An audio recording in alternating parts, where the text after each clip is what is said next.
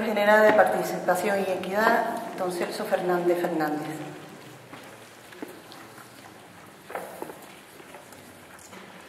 Buenos días a todos y a todas. Voy a ir casi directamente al grano, porque queremos entrar en lo importante. Simplemente agradecer que se me haya llamado para estar aquí como Director General de Participación y Equidad. Para mí es un honor estar con gente que un sábado por la mañana sigue preocupada por la educación pública en Andalucía. Y eso, como merece no solo mi respeto, sino todo mi apoyo, pues aquí siempre que me llaméis me tendréis como Director General y como Celso Fernández. Paso directamente a... No os asustéis porque voy a poner una brutalidad, pero es muy importante. Bueno, eso que os pongo detrás es un poco bruto, pero es una diapositiva que nos puede servir mucho para ilustrar dónde estamos, qué queremos y sobre todo qué no queremos en el sistema público andaluz y de luego qué no es el sistema educativo andaluz. Y lo digo porque el contenido de la ponencia, de la charla, como queráis llamarlo, que me corresponde, se refiere a las necesidades educativas especiales. Hablaremos un poco de una diferencia entre algunos conceptos que no están siempre muy claros, pero es imposible que podamos decir o que podamos explicar bien cuál es la respuesta educativa que la Junta de Andalucía entiende que se debe dar y da a las necesidades educativas especiales si no la contextualizamos en el sistema educativo general. O dicho de otra manera, ¿cómo se entiende que es el sistema educativo general en Andalucía? De lo que depende cómo se da la respuesta en particular a las necesidades educativas especiales. Lo que veis ahí es un poco bestia, si puedo decir el término, porque veis, eso es una especie de colegio factoría. Ahí entra gente diversa, como se dibuja la diversidad en una viñeta, unos más altos, otros más bajos, unas niñas, unos niños, unos vestidos de una manera, otros de otra. Y lo primero que hace ese colegio es cribar. Es qué me sirve para lo que yo quiero, que es lo que va a llegar al final, al éxito, por decirlo en términos más coloquiales, quién va a tener el título, quién va a poder tener más expectativas, quién va a poder tener más acceso al poder, y el resto simplemente va a un cubo de desecho. Es una bestialidad, evidentemente, pero nos coloca muy claramente en una contraposición que nos permite muy bien explicar por contraposición lo que no queremos. El sistema actual, tanto en España, de la LOE, de la Ley Orgánica de Educación, perdona, es que de pronto me quita las gafas, no he visto y me he asustado, y de la Ley de Educación en Andalucía es radicalmente distinto. Voy a ser un poco pesadito, pero creo que es importante. Nosotros no pasa para atrás, vamos a dejar todavía porque se va a ver muy bien luego. Partiendo de la idea, no de la idea, partiendo de la realidad de que la educación en Andalucía, la educación en España está concebida como un derecho fundamental en el artículo 27 de la Constitución, nuestro sistema se diseña proponiendo que ese derecho, como es fundamental, alcance en todo su contenido a todos y a todas. Lo voy a desgranar. Alcance en todo su contenido a todos y a todas. Aunque os parezca un poco pesado, pero yo os recomiendo que, si podéis, leáis un poco la exposición de motivos, incluso de la LOE. La ley es un poco más parca de la Ley Orgánica de Educación. En una exposición de motivos normalmente no solo se dice qué se está regulando y cómo se está regulando, sino por qué se regula lo que se está regulando. Y se nos dice con mucha claridad por qué se diseña un sistema público en el que se entiende no solo que debe de ser público, sino que la calidad y la equidad son los elementos sobre los que pivota el sistema. Nos dice, perdonadme un poco si os parezca un poco pesado, pero creo que esto es importante, nos dice, una buena educación, fijaos, lo dice expresamente, una buena educación es lo que se concibe como la mayor riqueza y el principal recurso de un país. Y no está hablando, y de sus personas, de sus ciudadanos, no está hablando en términos económicos, lo digo porque luego vais a tener una ponencia sobre la LOMCE y la exposición de motivos de la LOMCE cambia y habla de la importancia en el crecimiento económico, etc. Aquí no estamos hablando, cuando hablamos de riqueza y de recursos, solo de términos económicos. Estamos hablando que es muy importante para el bienestar de las personas, porque nuestras expectativas y nuestras posibilidades van a depender de la educación que recibamos.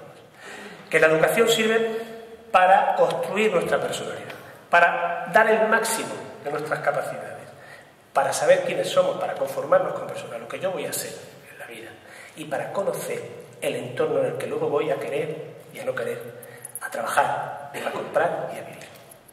Luego dice, es un sistema público que habla de adquisición de competencias, de desarrollo afectivo y de transmisión de valores. Yo creo que cierra muy el círculo. Y dice, y es importante para la sociedad porque transmitimos y renovamos nuestros valores, transmitimos y renovamos nuestra cultura. También hay una parte económica, evidentemente. Sirve para potenciar al máximo nuestras posibilidades o las posibilidades de nuestras fuentes de riqueza. También tiene un valor económico, un valor de progreso económico. No solo, pero también. Para fomentar la cohesión social y además, para algo muy importante, para vivir en nuestro entorno sociopolítico, porque estamos en una sociedad democrática y lo que queremos son ciudadanos o personas que sepan ejercer una ciudadanía democrática, libre, responsable y crítica. Estoy enmarcando, esto es muy importante porque quiero enmarcar esto para ver el enganche de la equidad, porque de lo que hoy vamos a hablar aquí fundamentalmente es de equidad, y cuando el sistema público elige la equidad es por algo, es porque entiende la educación de una manera muy específica. Pues bien, dicho esto que acabo de decir, ¿cómo se concibe entonces el sistema en nuestra legislación?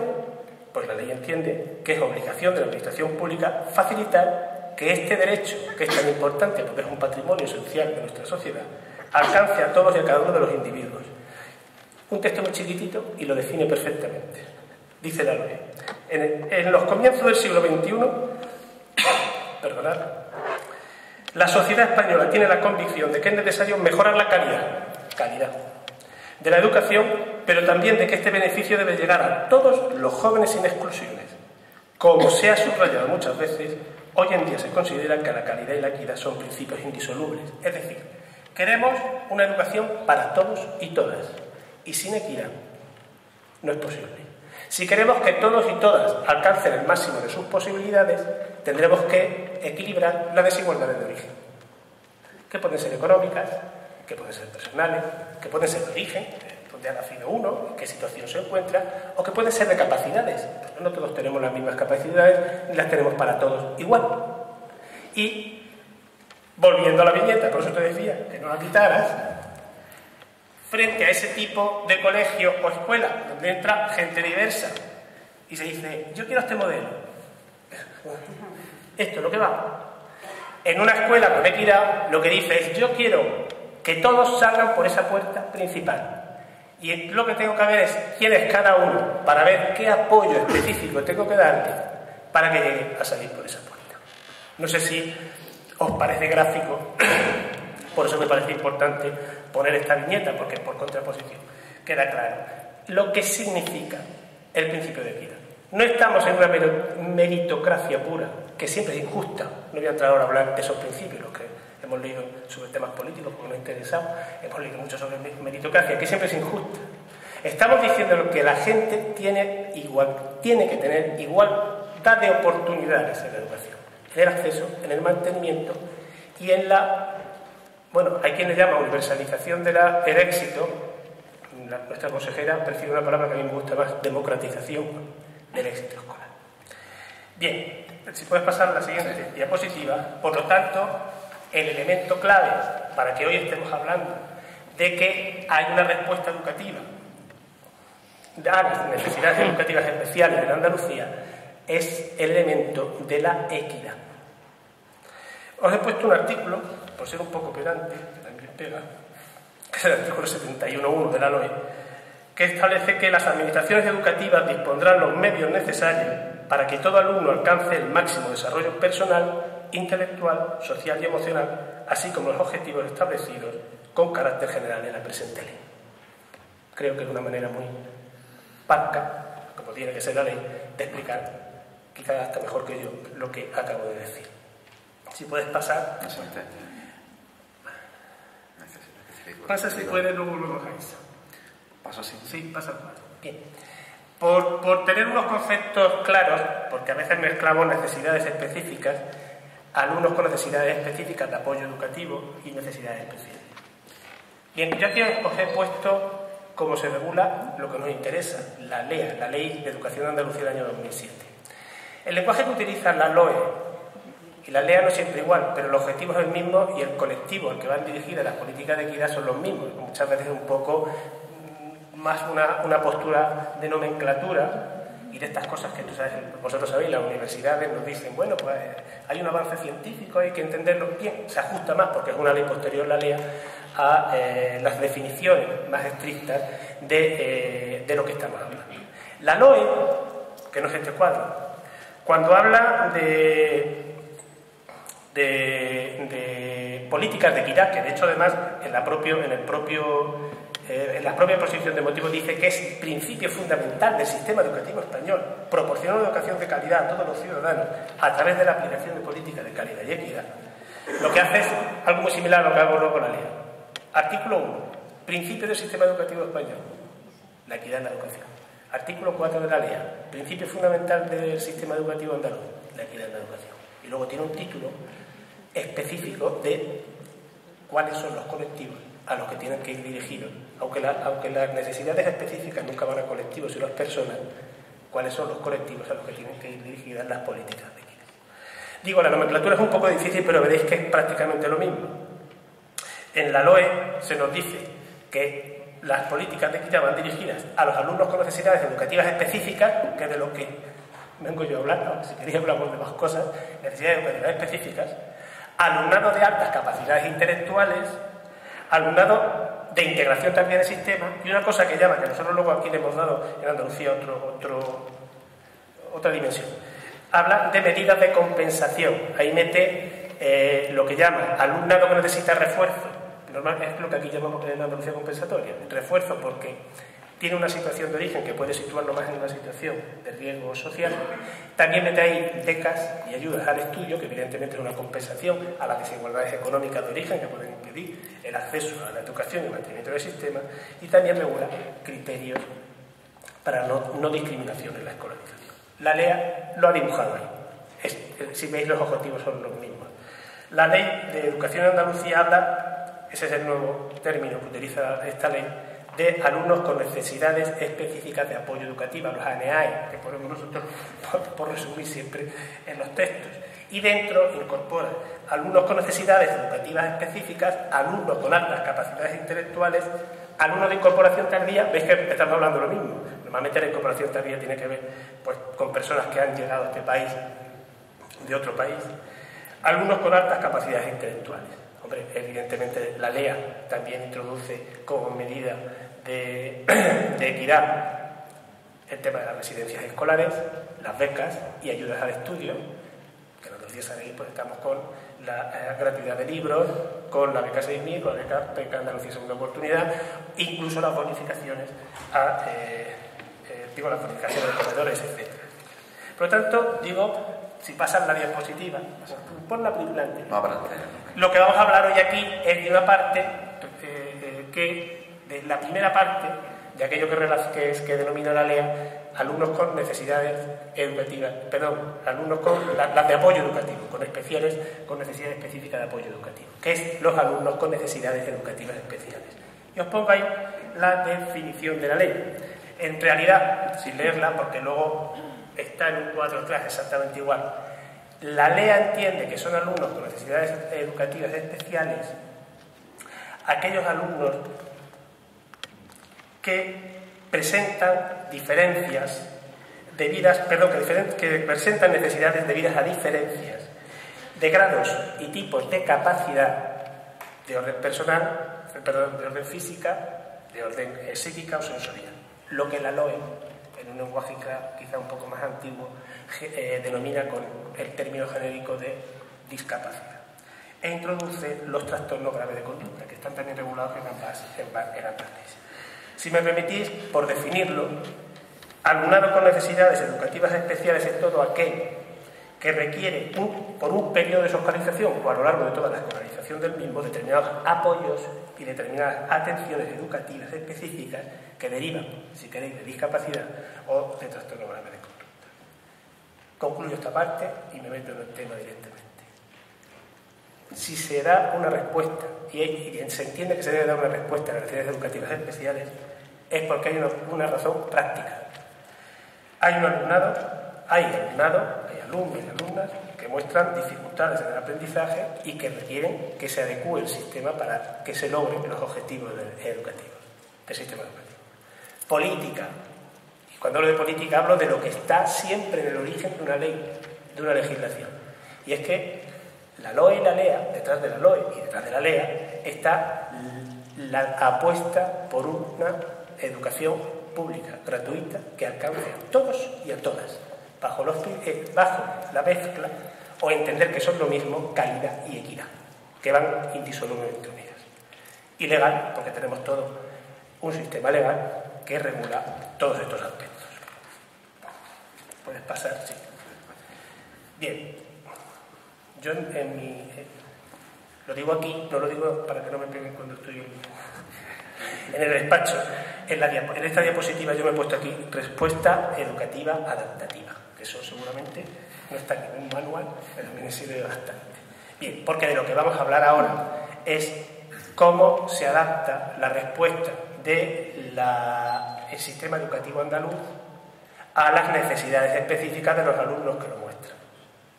Voy a hacer muy genérico, después si queréis hablamos, él va a seguirme luego, pero si queréis hablamos, que se plantee por las preguntas, pero lo primero que hay que decir es que de todo lo que he dicho anteriormente del principio de equidad, a lo largo de toda la escolarización del menor o de la menor con necesidades educativas especiales, siempre se tienen que seguir 4 principios fundamentales, 4 principios básicos que tienen regulados en el artículo 113.5 de la ley. Siempre, todo lo que se haga, tiene que ver mucho con lo que ha dicho la consejera, de que el 90% estén en un lado y el 10% en otro, por ejemplo, nuestra consejera. Y es que cuando un menor o una menor entran en el sistema educativo y tienen una necesidad especial, lo primero que hay que hacer lo primero que se pretende es la normalización. Cuando la gente habla de normalización, cuando se habla de normalización, se habla de común. Es decir, la tendencia es que todo alumno y alumna que entra en el sistema se escolarice según el modelo común de todos los alumnos y alumnas. Ese es el ideal, que todo el mundo logre escolarizarse según el modelo común y sin diferencias, con las mínimas diferencias. Debe tenderse a que la situación sea la ordinaria. Inclusión.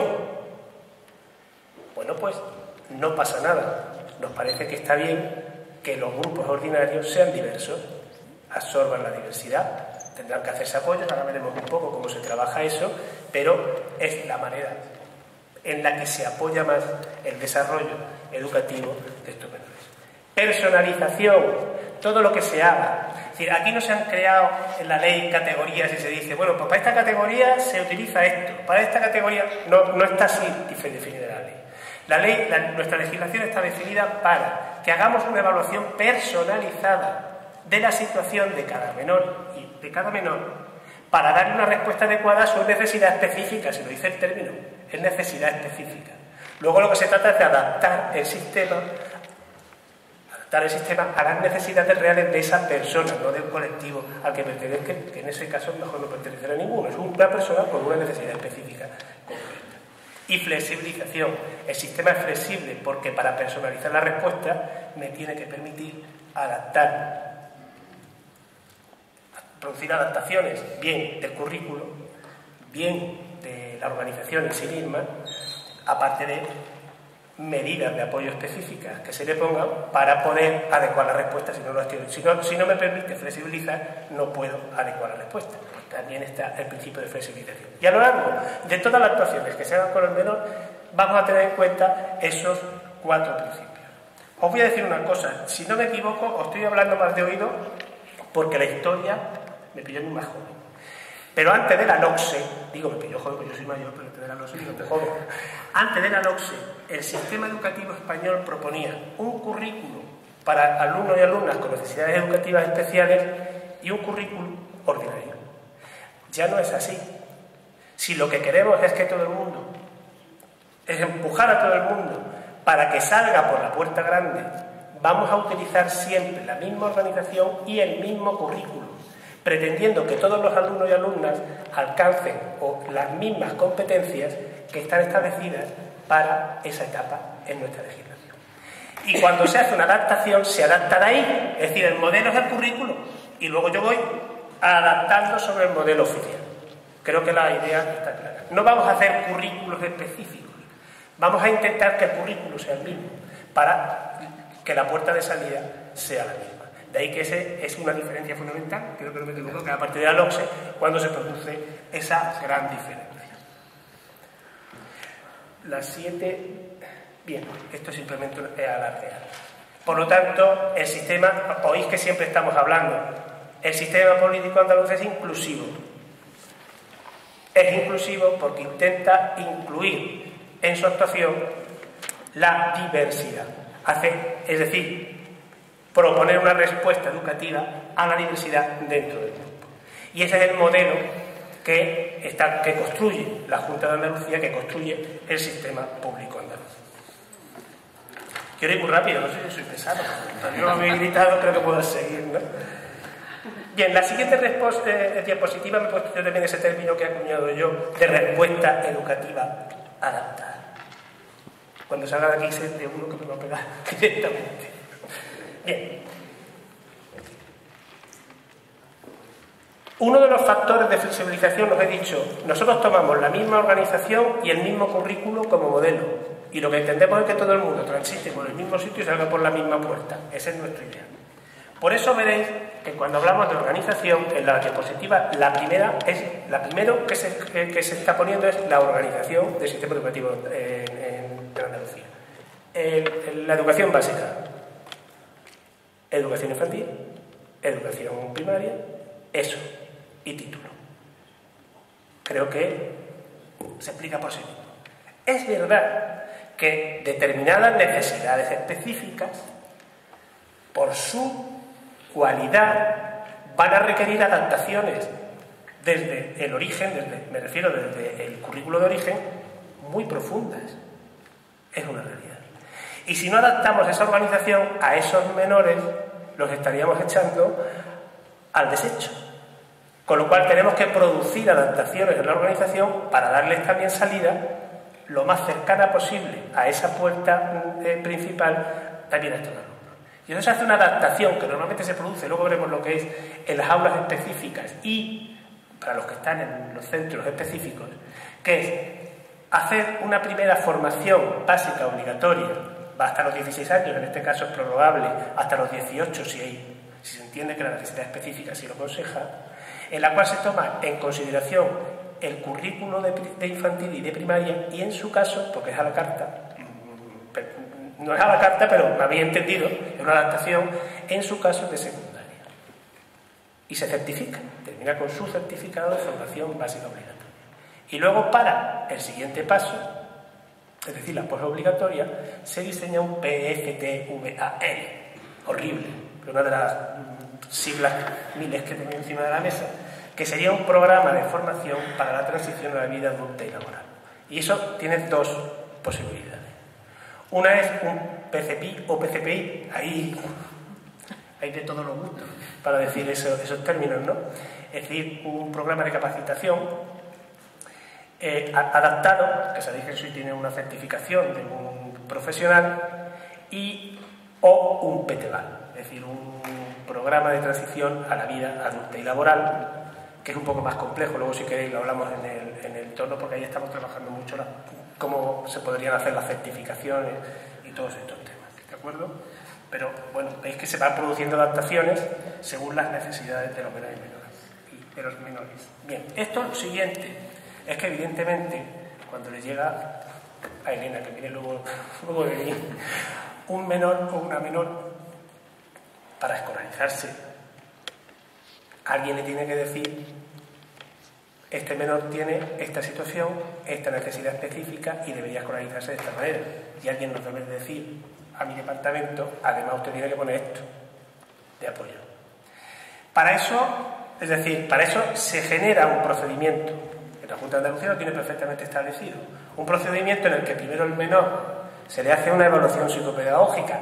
Esa evaluación normalmente se hace al inicio de la escolarización, no necesariamente, es decir, hay veces que se producen cambios porque se detectan durante la escolarización, entonces se hace a lo largo de la escolarización. Y luego del informe psicopedagógico que nos sitúa al menor con su situación específica, su necesidad específica y, por lo tanto, la necesidad de una respuesta adecuada, hay que hacer un dictamen de escolarización, que de eso habrá visto Elena bastantes, que desarrolla más el informe psicopedagógico en el sentido de también cómo se debe hacer la escolarización de ese niño. Ahí veis en el gráfico, no lo veo muy bien, pero todo esto lleva aparejado una estructura de la Junta de Andalucía para esto. Pensad siempre que cuando hablamos de personalizar lo que sea, la personalización de la respuesta educativa a un menor o a una menor, estamos hablando, por lo pronto, de orientación, que es el eje de todo lo que se haga en un colegio o en un instituto o en una escuela para adecuar una respuesta educativa.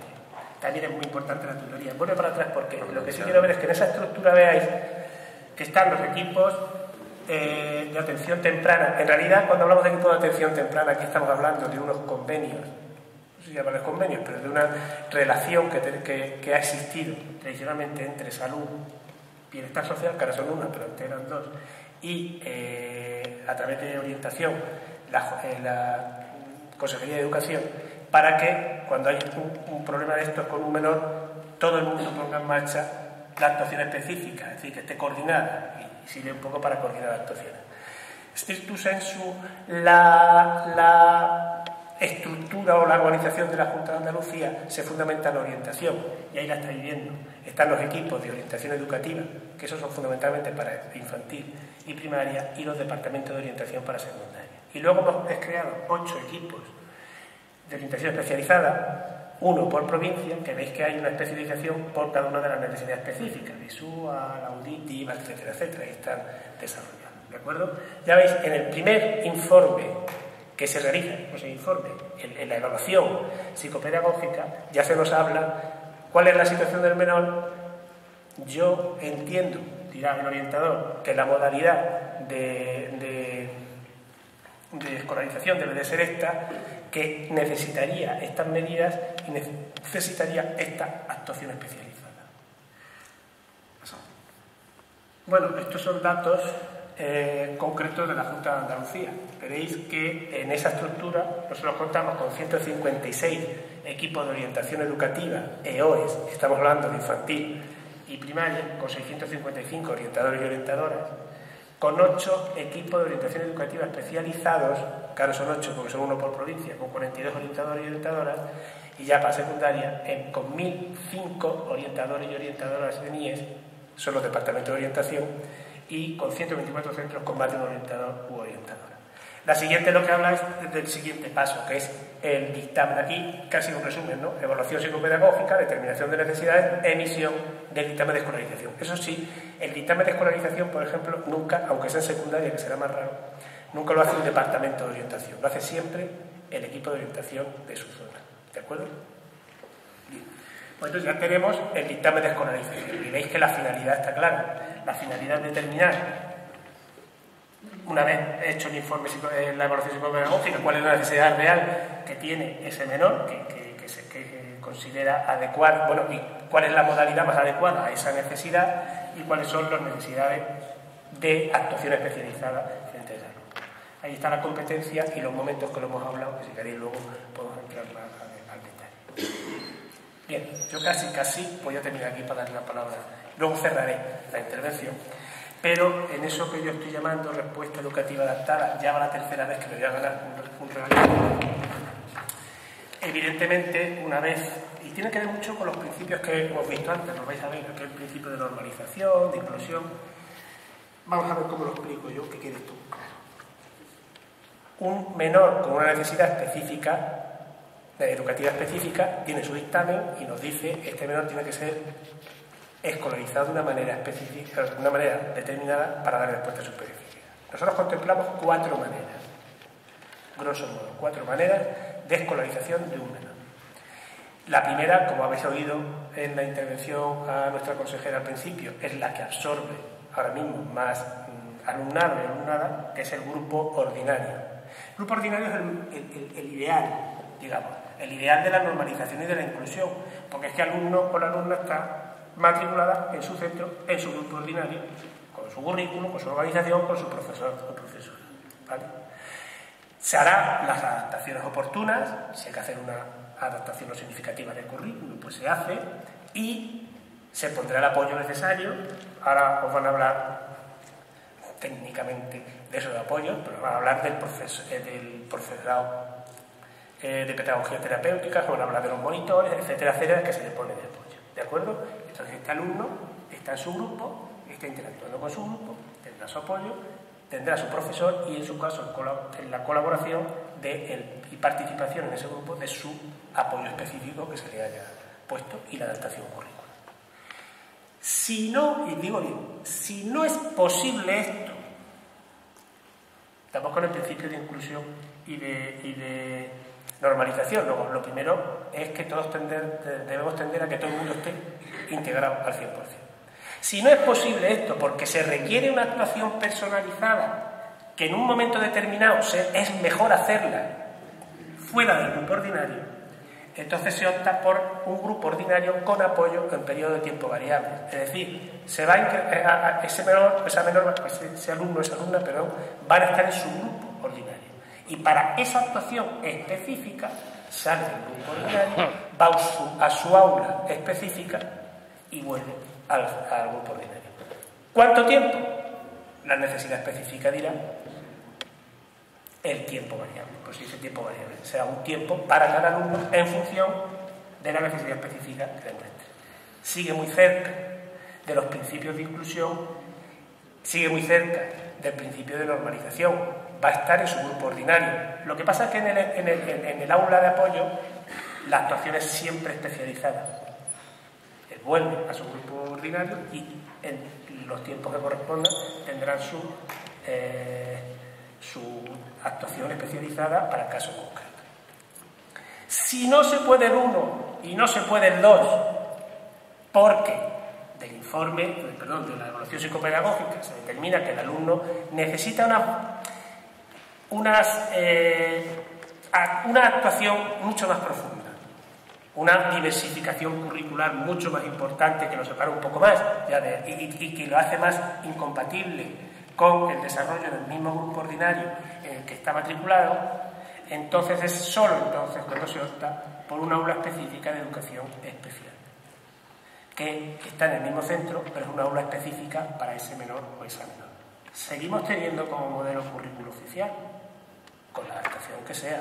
Seguimos teniendo como modelo la adquisición de competencias básicas establecidas para su etapa ordinaria, con las adaptaciones que requiera y que nos hayan dicho, que se nos digan en el informe, en el dictamen, y con los apoyos específicos que se requieran. ¿De acuerdo? Y luego ya, si no es posible el 1, el 2 y el 3, fundamentalmente porque a lo mejor requiere de ciertos elementos que no se pueden generalizar en los centros por sus propias condiciones, por sus propias características, digo normalmente, pero estamos hablando siempre de situaciones ya graves, con modificaciones muy sustanciales del currículo. Entonces pasamos a un centro específico de educación especial, que si no me equivoco tenemos 46, 45, 46. 59. Perdón, es verdad, con los concentrados 59 metros. Bien, el caso es, claro, con unas ratios específicas, porque esos centros específicos tienen un alumnado que tiene una ratio distinta. Como veréis, por eso del principio de inclusión y de normalización, se prefiere el 1 al 2. Si el 1 no es posible, entonces el 2. Solo cuando el 1 y el 2 no es posible es el 3, y solo cuando el 1 y el 2 y el 3 no es posible pasamos al 4.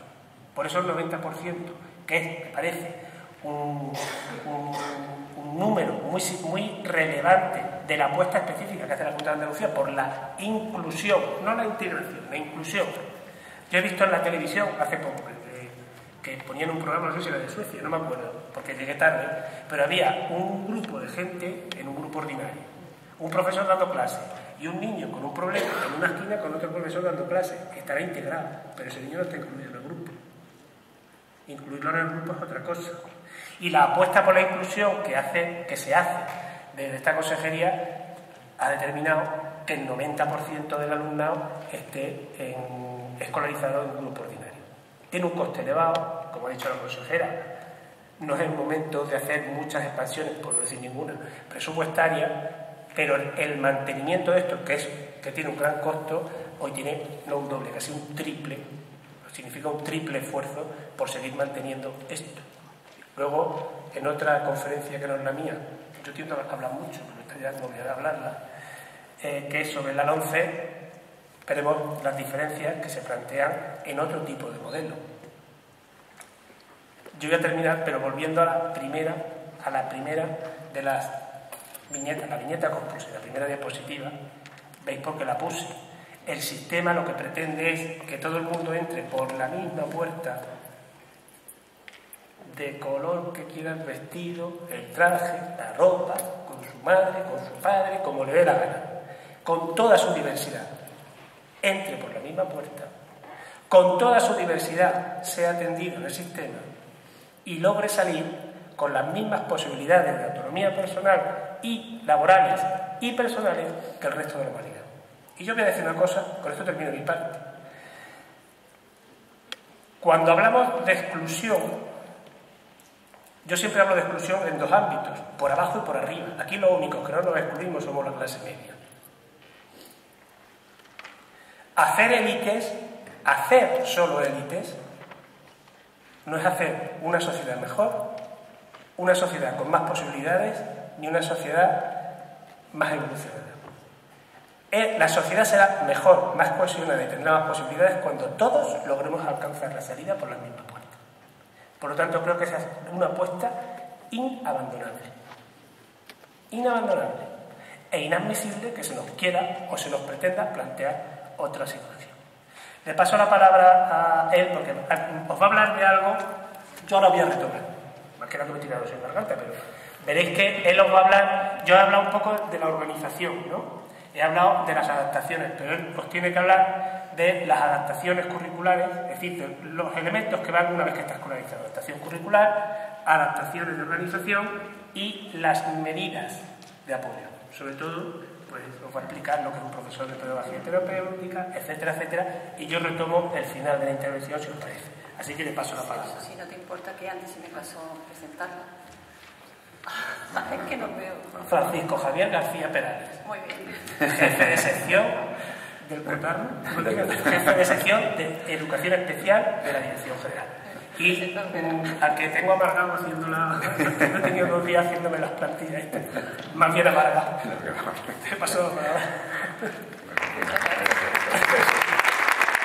Que somos de nuevo.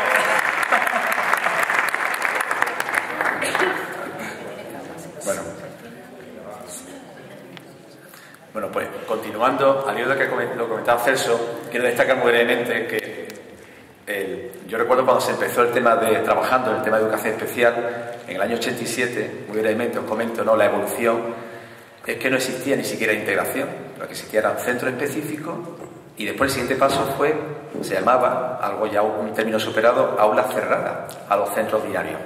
Y había un rechazo social, incluso a nivel también educativo, sobre esa, entre comillas, integración de este alumnado. Eso lo hemos vivido realmente. A partir de la LOMCE hubo un proceso de integración muy interesante, pero en principio, digamos, casi voluntario. Había que hacer unos proyectos de integración para integrar a este alumnado.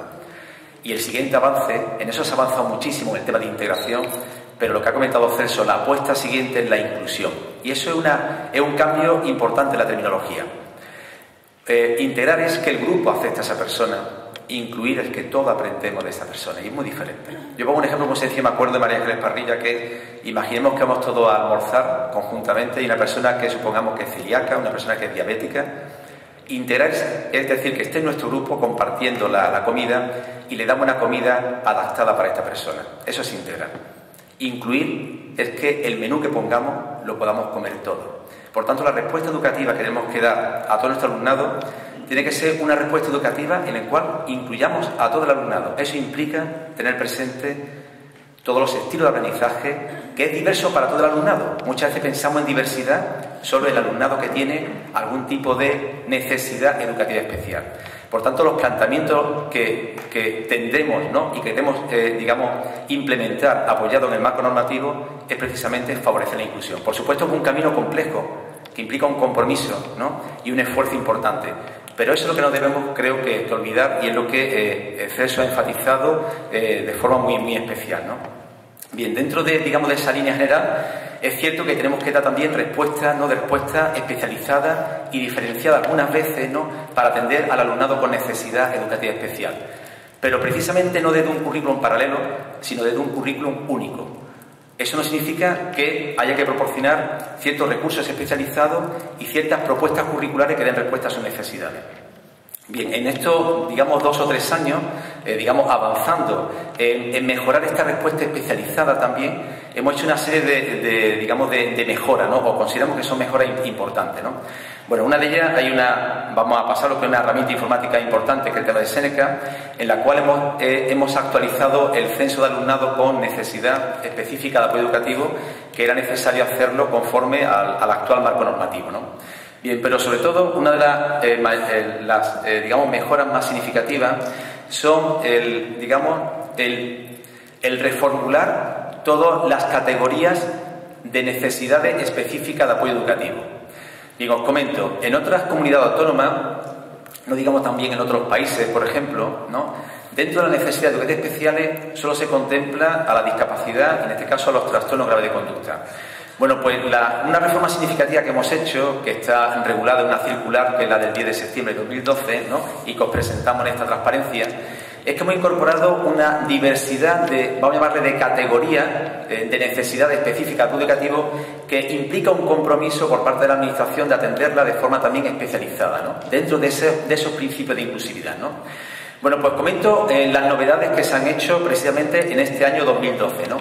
Una novedad significativa son los trastornos graves del desarrollo. Esto ya lo incorporamos en el año 2011 en unas instrucciones del 10 de marzo de 2011 precisamente, porque había que regular algo que estaba todavía en tierra de nadie y que era una laguna importante.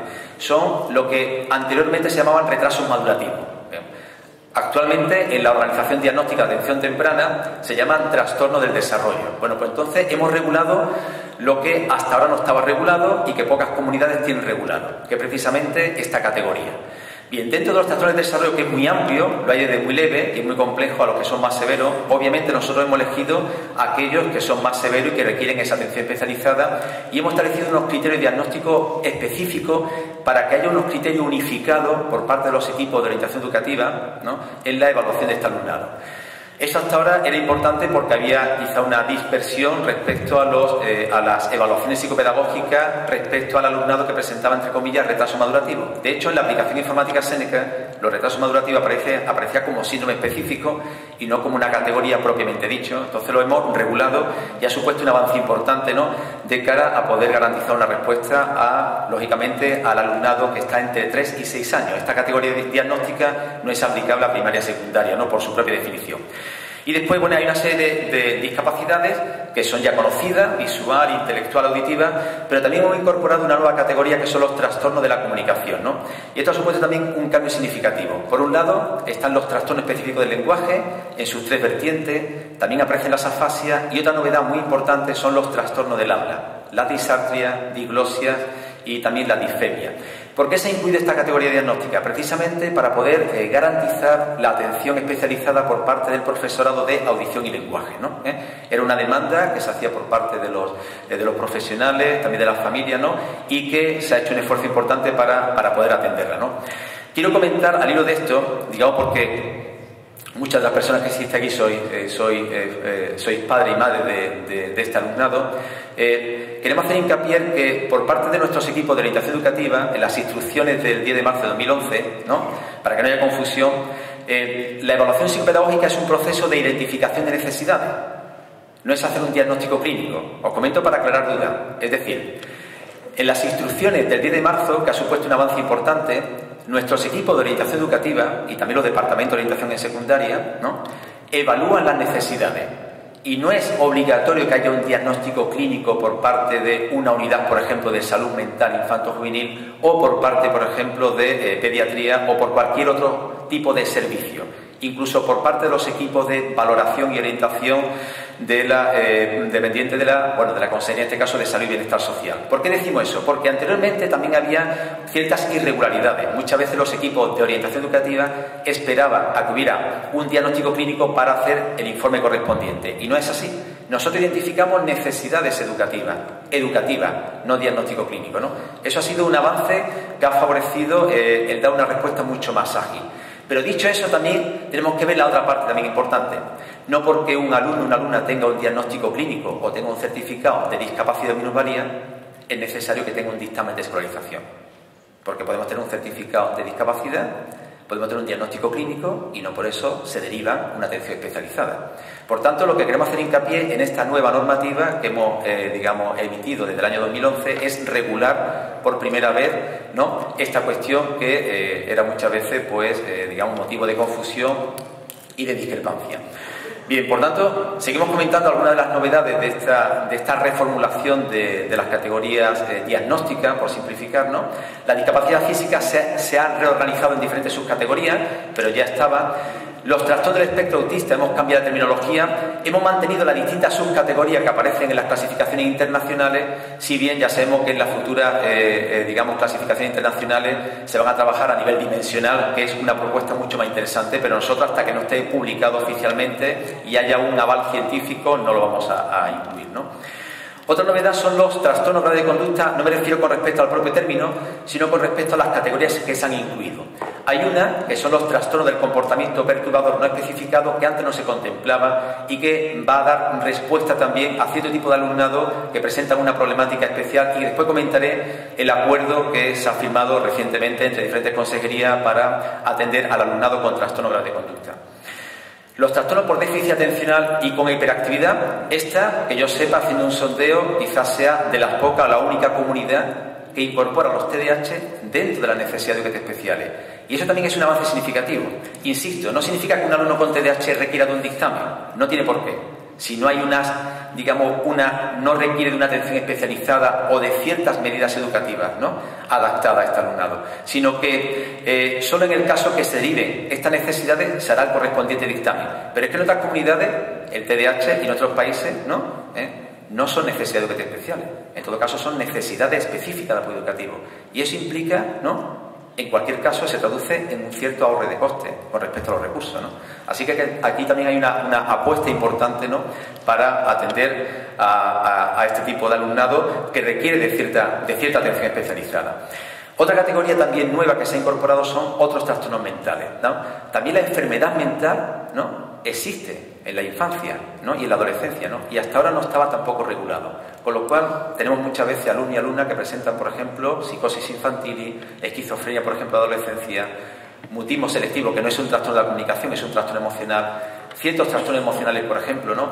Y entonces tenemos una categoría que son otros trastornos mentales y también una categoría que ya existía antes, que eran las enfermedades raras y crónicas. Con esto lo que quiero comentar es que se ha ampliado, el catálogo y, por tanto, se ha diversificado, las categorías diagnósticas, ¿no? Quiero comentar otro avance importante, que en esta regulación, las definiciones que hemos contemplado en estas categorías ha permitido establecer unos criterios unificados. Pero los criterios que hemos establecido son criterios que son compatibles con cualquier clasificación internacional. Es decir, hemos hecho una redacción que sean compatibles con DSM-4, futuro DSM-5, CIE 10, por ejemplo, ciertas asociaciones internacionales.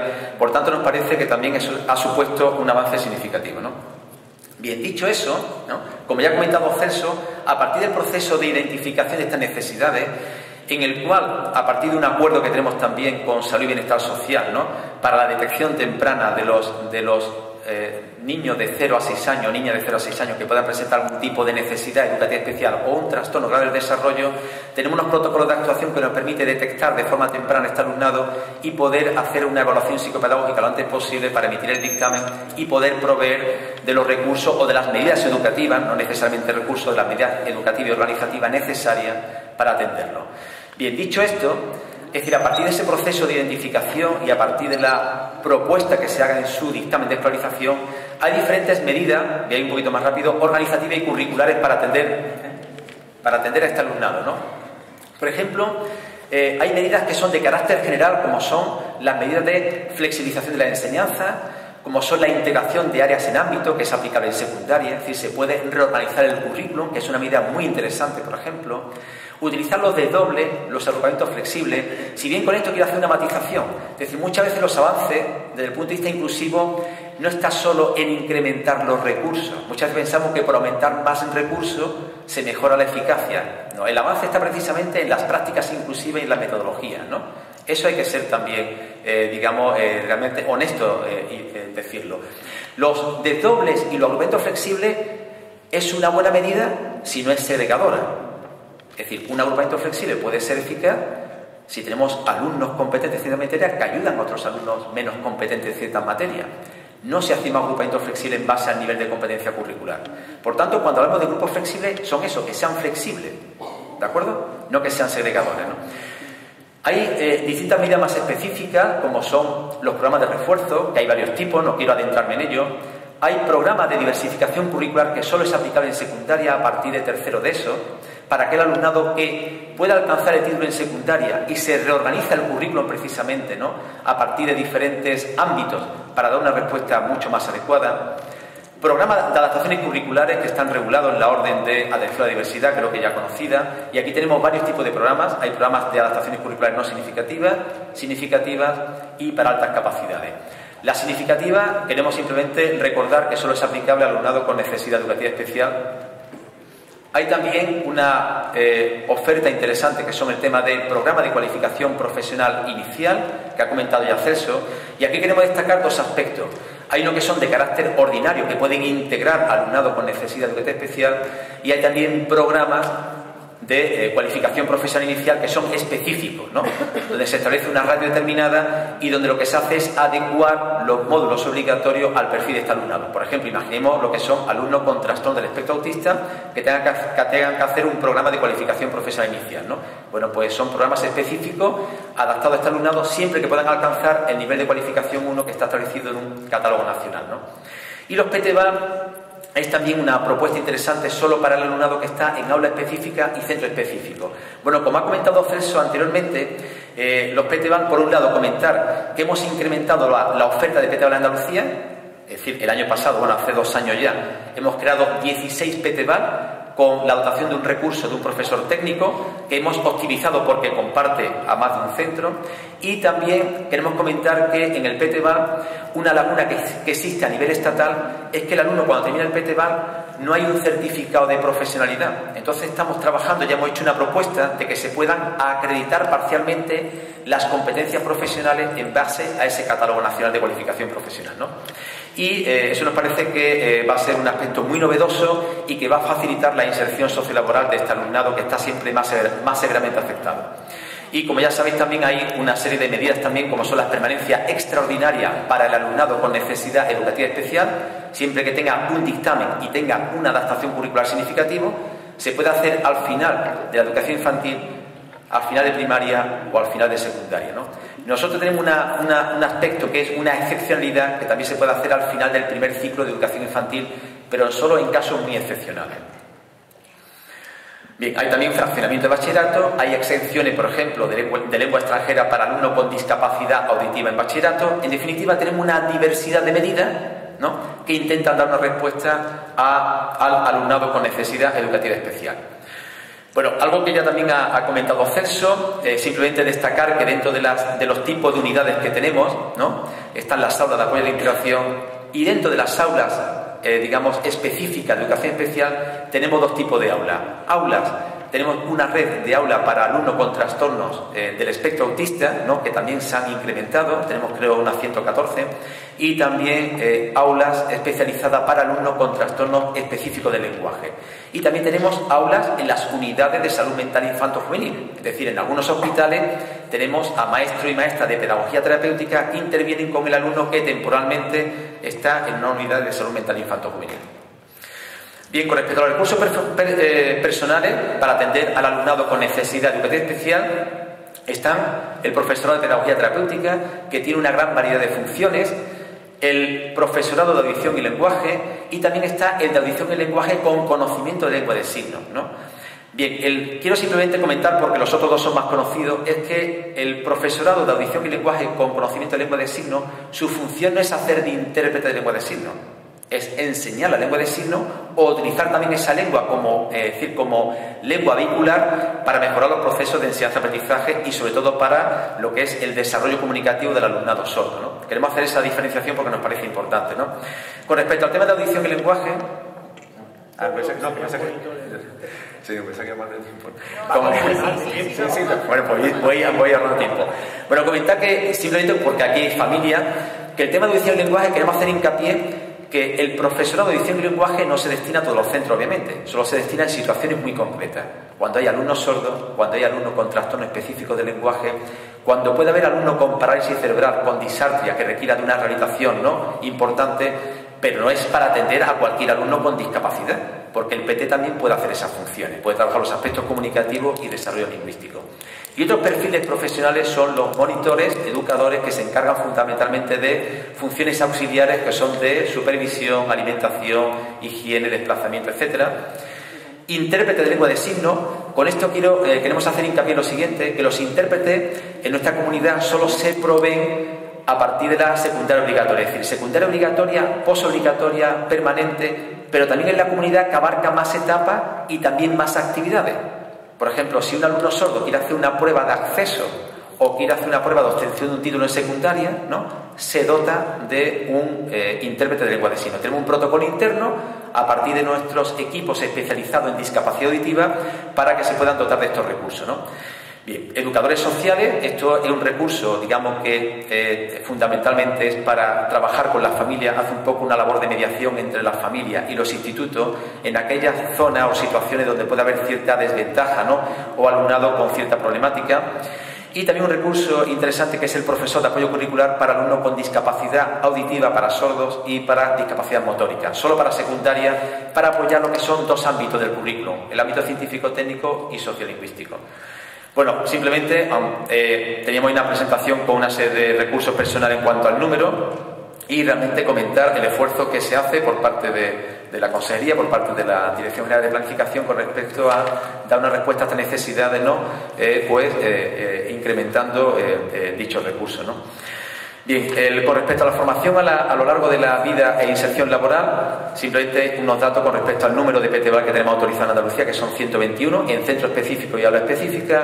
Hay 6 PCPI en centro específico, 974 PCPI ordinarios que integran alumnos con necesidades especiales, y queremos destacar también el plan, lo que son los planes integrales que tenemos con otras consejerías, como es el plan de acción integral para personas con discapacidad y el plan de empleabilidad.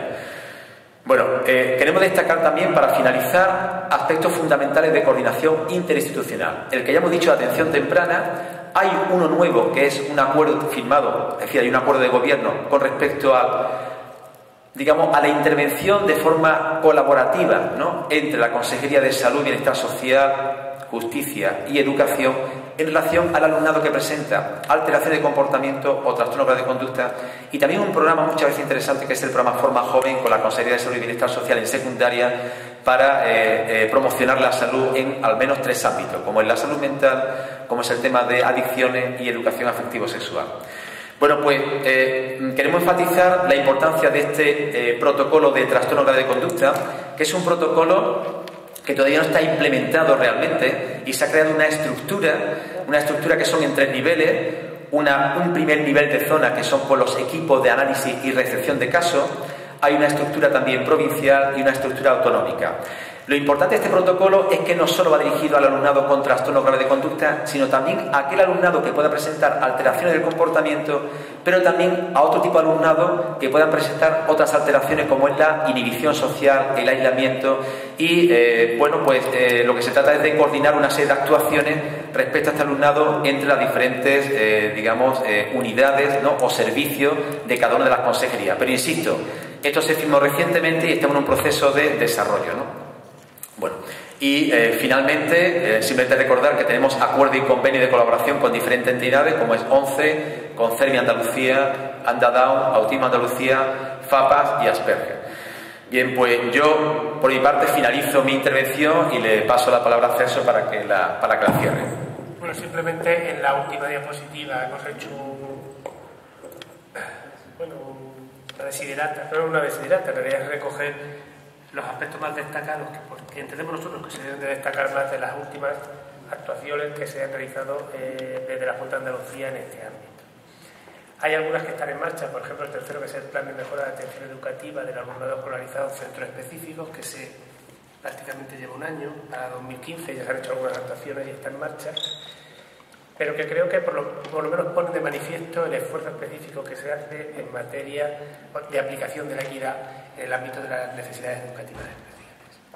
Por lo tanto, yo espero, simplemente aquí ya terminamos, o hemos metido un rollo de una hora bien largo, pero queríamos ser exhaustivos, ¿vale? Queríamos hablar un poco de los aspectos más generales que inspiran toda la actuación de la Junta de Andalucía y de eso cómo se había llevado más a la práctica en medidas concretas. Por eso ha sido más larga la intervención. Solo agradeceros que hayáis estado aquí escuchando. Esperamos que os haya servido nuestra intervención, pues por lo menos para poner más sobre el valor la actuación y qué se está haciendo en este ámbito de la Junta de Andalucía. Muchas gracias.